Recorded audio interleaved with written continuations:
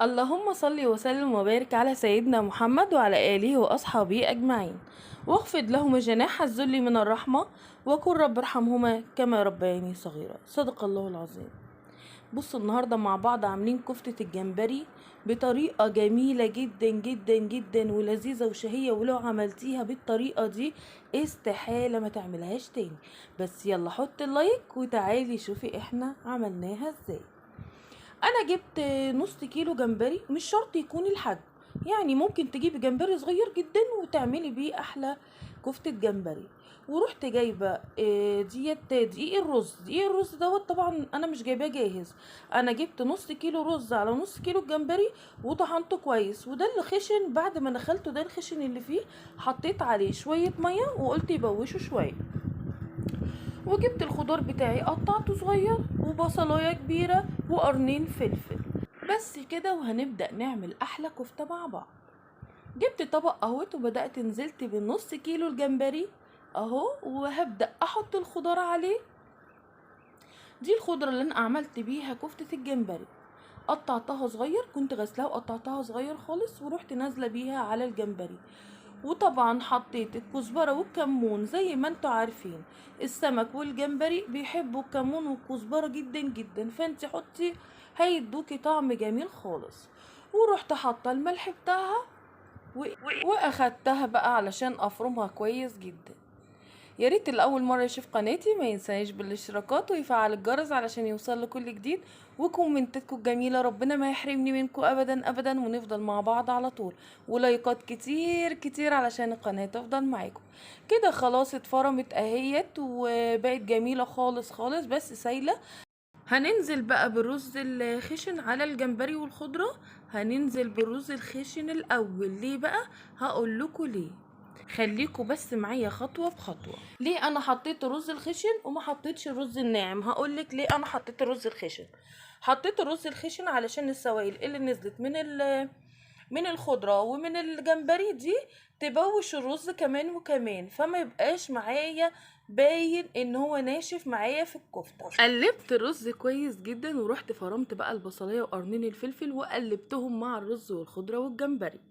ورحت بقى علشان اكمل الطريقه بتاعتي. هبدا انزل بقى بالدقيق الرز اللي انا طحناه كويس جدا ده، عشان الم بيه العجينه بتاعه الكفته. وحطيت عليها معلقه كبيره بيكنج باودر علشان تخلي الكفته هشه وتدي طعم جميل جدا جدا.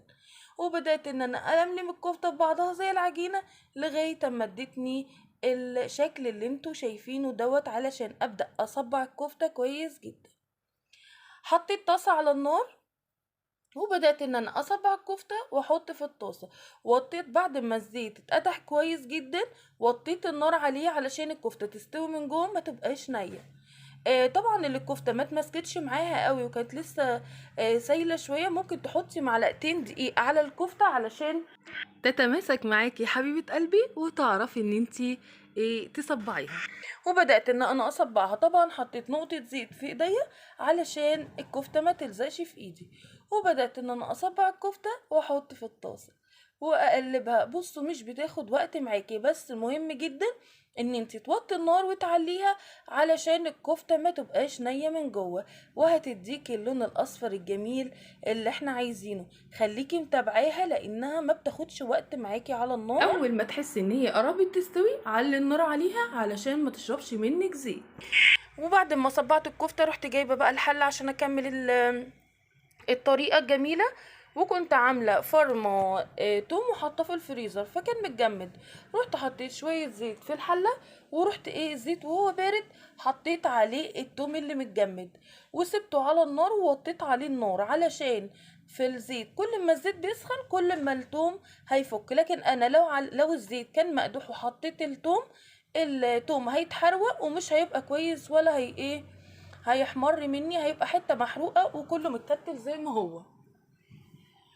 ورحت سايباه على النار ووطيه عليه النار، وبدات ان انا اقلب الكفته بتاعتي علشان ما شاء الله تدي اللون الذهبي الجميل اللي احنا حابينه. اهو بصوا ما شاء الله ادت اللون الجميل واستوت من جوه كويس جدا جدا. هبدا اطلعها واشتغل معاكم بنفس الطريقه. بصوا طريقة جميلة جدا جدا، اتمنى ان انتوا تعملوا الكفتة الجمبري بنفس الطريقة بتاعتي، هتبقى جميلة جدا. ولو عملتوها مرة هتتعودوا على الطريقة دي، خطيرة جدا وجميلة جدا. انا ما حطيتش في الكفتة توم، حطيت بصل وفلفل بس. ليه؟ لان انا عاملة الصلصة بتاعتها بالثوم، فمش هيبقى توم في الصلصة وتوم في الكفتة. بصوا ما شاء الله ادت اللون الذهبي الجميل ازاي. خلاص كده تفكك التوم في الحلة هناك اهوت، وما تحروقش، اصفر بس او احمر بس. هبدأ ان انا اقلبه كويس علشان ما يتحرقش مني. ما شاء الله هو كده ايه، انا موطيه النار عليه، فهبدأ اعلي النار شويه.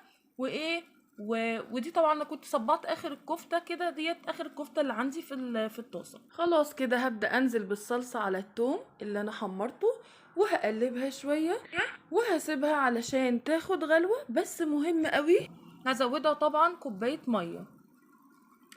اديني قلبتها كويس جدا اهوت. على بال ما هقلبها خلاص الكفته استوت. طلعت الكفته ودي كانت اخر الكفته. ما شاء الله جميله جدا. بص لونها جميل ازاي، والطعم والريحه ما اقولكوش. يا ريت تعملوها بنفس الطريقه. ومستنياك يا ست الكل تقولي لي رايك في طريقتي، هتعجبك ولا لا في كومنتك الجميل. كده خلاص خلصنا الكفته. هنقرب الصلصه قدام الكاميرا علشان تشوفوا احنا بنعملها ازاي. قدمت الصلصة من الكاميرا وقلبتها اهيت علشان هبدأ اكمل سوا الصلصة بتاعتي، وهبدأ اعمل الكفتة بتاعتي. انا حطيت كوباية مية، عايزة تقللي براحتك، بس انا الصلصة دي كنت مصلصاها نص نص كده، فانا ايه قلت عشان اكمل فيها الكفتة بتاعتي. بص الكفتة ما شاء الله. هبدأ انزل بالكفتة في الحلة كويس جدا اهوت علشان نبدأ نديها طعم الصلصة الجميل في الكفتة، تبقى طعمها تحفة ورهيب. وبألف هنا للي ياكلها. حطيت رشة سكر عشان تخلي الاكل زي السكر، ورحت نازلة بالملح بتاع الصلصة، وهبدأ اقلبها واسيبها تستوي بقى براحتها. اتمنى تعملوها وتقولوا لي رايكم كومنت جميل زيكم. هنقلب بقى الكفته. ما شاء الله جميله جميله جميله ومتماسكه ازاي. بصوا ما تفكتش ومتماسكه ازاي وخطيره ازاي وتحفه تحفه. هغطي عليها بقى واسيبها تستوي براحتها. مش هتاخد معايا نص ساعه او تلت ساعه على النار، وهنطفي عليها النار. خلاص كده استوت. بصوا ما شاء الله شكل رهيب رهيب. خلاص كده هي الكفتة اخدت طعم الصلصة، واخدت الشكل، وكملت سواها في الصلصة. طلعناها اهيت وغرفناها، وقلت اوريكم ايه رأيكم. ما شاء الله جميلة جدا جدا وطعمها رهيب. يا رب يكون الفيديو عجبكم، ويا رب اكون عند حسن ظنكم. واللي نسي يحط اللايك يحط اللايك دلوقتي، وانتظروني في الفيديو القادم. والسلام عليكم ورحمة الله وبركاته.